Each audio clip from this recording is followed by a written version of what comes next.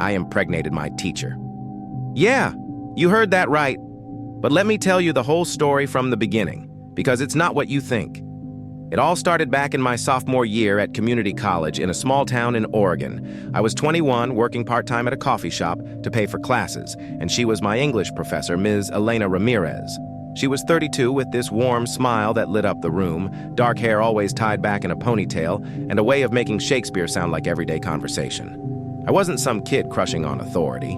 No, it was real connection from day one. Our class was small, maybe 15 students, and we'd discuss literature late into the evening sometimes. Elena had this passion for stories about forbidden love, like Romeo and Juliet, but she'd twist them into modern tales of hope. I started staying after class to talk books, and soon it turned into coffee chats off campus. She shared about her divorce a few years back, how it left her feeling lost, and I opened up about losing my parents young and raising my little sister on my own. We bonded over poetry walks in the park, quoting lines from Whitman under the oak trees. One rainy autumn night, after a campus poetry slam, we ended up at her cozy apartment overlooking the river. We talked for hours, laughter turning to whispers, and before I knew it, we crossed that line. It was mutual, intense, and beautiful. But we kept it secret at first, scared of the rules. She could lose her job, and I didn't want to mess up my education.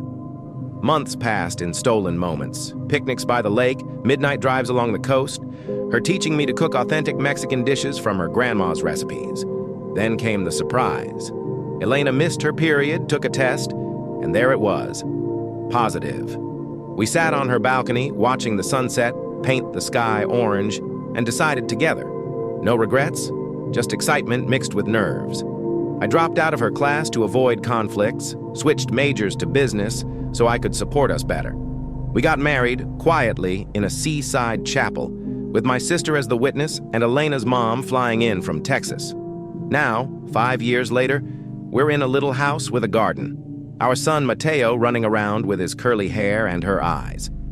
Elena still teaches, inspiring kids like she did me.